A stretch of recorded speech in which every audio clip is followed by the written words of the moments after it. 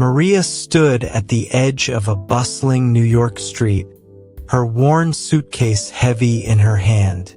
The city roared around her, taxis honking, street vendors shouting, skyscrapers piercing the sky. It was nothing like her small village in Guatemala, where the loudest sound was the morning crow of roosters. At just 24, she had left everything behind. Her mother's warm hugs, her little brother's laughter, the familiar dirt paths she once walked barefoot. All for a chance at something her father once called the American dream. He had spoken of it with starry eyes, a land where hard work could turn dreams into reality. But as Mariya stood in the shadow of New York City, doubt crept in. The air was cold, the faces unfamiliar, and her English shaky at best. Her first job was at a small diner in Queens, washing dishes for $10 an hour. The work was grueling. Her hands cracked from hours in soapy water. Her back ached from standing all day. But in that kitchen, she wasn't alone. Other immigrants stood beside her. Ahmed from Egypt, dreaming of opening a bakery. Li from China, sending every penny back to her kids. They were all chasing something bigger, something better. Mariya's dream was simple: to become a nurse. She had always loved helping others, bandaging her brother's scraped knees, soothing her mother's fevers with cool cloths.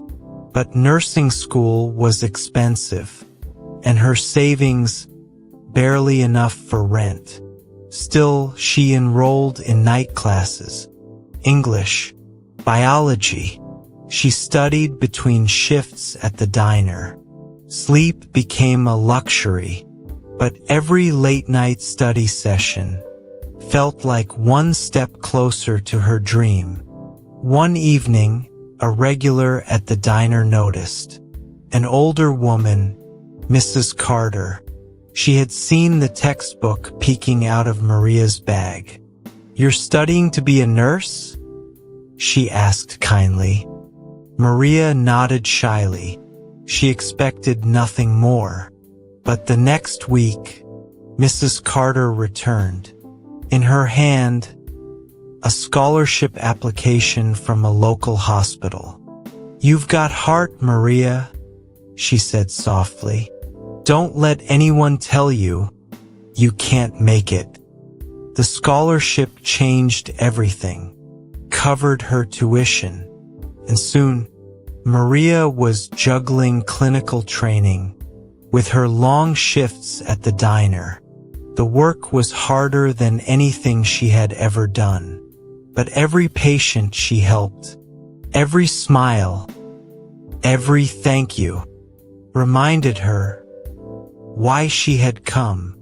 Years later, Mariya stood tall, in a crisp white nurse's uniform. Her name tag gleamed, Mariya Lopez. She thought of her village, her father's stories, the long nights, the sacrifices. The dream wasn't perfect. America wasn't perfect. But it was hers. And as she stepped into the hospital, ready to begin her shift, she carried not just her own dream, but the hopes of her mother, her brother, Ahmed, Lee, and everyone who had ever dared to believe. The American dream may be heavy, it may be full of struggle, but through an immigrant's eyes, it is still alive.